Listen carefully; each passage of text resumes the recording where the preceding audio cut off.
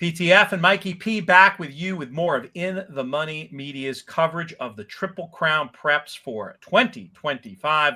We head now. We will eventually get to, as my shirt says, Santa Anita Park, but we will head now out to Oaklawn Park, where the Smarty Jones, the traditional start of their series, is happening this weekend with an interesting contest of 8 3-year-olds going postward, going this mile and a 16th. Mikey, where do you land in here? Yeah, they're going to start the Derby Trail at Oaklawn early January with the Smarty Jones, and what a fantastic horse that one was. I like a horse that's shipping in from Remington here. This horse won the Springboard Mile, the 8 Coal Battle. Now, if you watch that race, this horse didn't get the best of trips, was on the rail pretty far back early, but coming around the final turn was making a huge move and dug through the stretch to win. He's improving. If you look back at the Delta line on November 8th, didn't have the best trip there either and sort of was a little green. Got to the dirt, though, and was able to produce a win. Back that up with an improved figure. Now you get an outside post here. He's going to need some speed in front of him. I think he gets that in this spot. So I like Coal Battle to get some more Derby points in the Smarty Jones. It is interesting assessing the pace of this race. I'm going to take the opposite view. I'm assuming taking the view that some of these horses who've shown, early speed in their running lines are going to set this up for a closer. The thing is, the horses who've shown early speed, the pace figures, they're not that fast. And I think maybe, just maybe, that could set it up for a runner like Kale's Angel in this spot, who with that inside draw could prove the speed of the speed. I know the mile efforts on turf weren't great, but just the fact that they saw fit to try him at a mile that early in his career, maybe he can carry the speed. Finished up really well last time. Granted, it was 5.5. I'm going to roll the dice with Kale's Angel, 2-1 on the morning line. Coal Battle, your horse, obviously a much better price on the morning line at 9-2. Neither of us mentioned the morning line favorite here, though, Mikey, Hot Property, the 6 runner. How do you evaluate this son of Medaglia d'Oro's chances? So this is another Brad Cox and very well-bred type for Gary and Mary West. Broke the maiden in fine style, wire-to-wire at Fairgrounds on November 24th. My problem with this one is he didn't take a lot of money in that race. Now, the second place horse came back to win Seattle Road, but if you look at the figure there, it did regress to a 71 buyer. So I do think the trip's going to be different here. And maybe this is one of Brad's maybe second tier types. He's not quite sure what he has, but he's in this race. He's going to take a lot of money. He's going to need to prove it to me at a short price.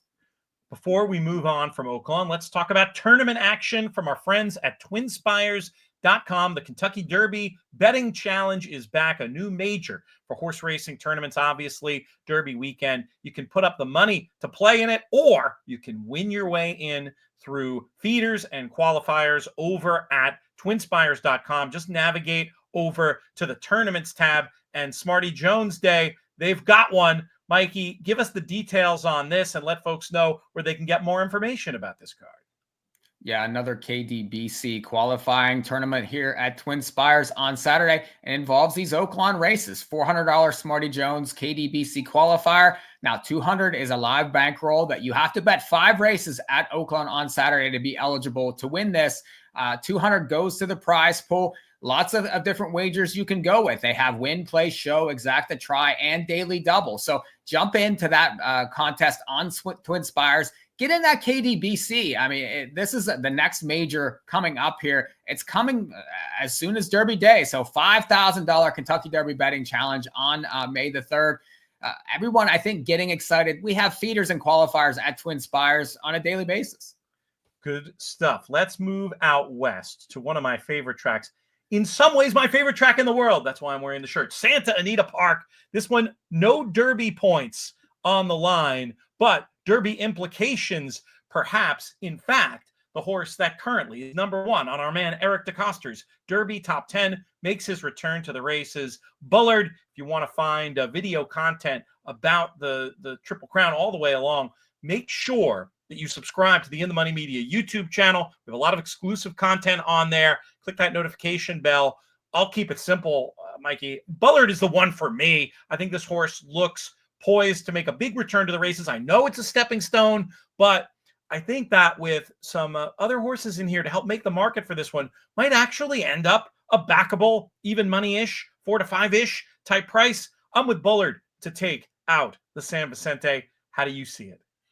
I'm going to try Price. And I understand Bullard. He's been impressive, but he's gotten setups into two of his races at Del Mar. While this race maybe, might not develop into that wicked pace that this one faced last time. And I do think you mentioned that he could be a backable favorite. Well, that's because of the presence of Barnes in here for Baffert, who is had all the hype showing up at Churchill and winning that maiden race on November 27th.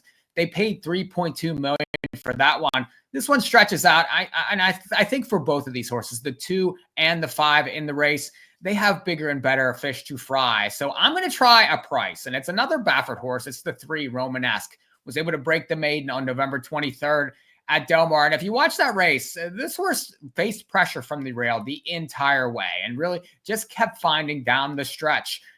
It faced another Baffert horse in that spot. This is a practical joke. They paid $435 for this one. I like the 7 furlong distance for this horse. I think that maybe this one might excel going short. So this is one of those races where, okay, this is a goal maybe for this type. It's a grade 2 race. The other horses are looking at longer at Derby. Maybe not this one. So I'll try number 3, Romanesque, in the San Vicente on Saturday. I take your point about go for the one who this might be more the goal than the ones prepping. One note about Bullard, I agree that he was obviously off the paces in those first 2 races, but looking at pace figures, he should be much closer. I'm not sure what's going on. We love Timeform US around here, and their algorithm, I think, might just have this one wrong, having Bullard out the back. I think he's got the speed to be right up there with the likes of Barnes early. We'll see how they get on. You are tempting me to throw in at least one backup line with your Romanesque in this spot. Make sure to check out twinspires.com for their full slate of feeders and qualifiers heading in to this Kentucky Derby betting challenge. We've got a lot more great content for you on the In the Money Media channel.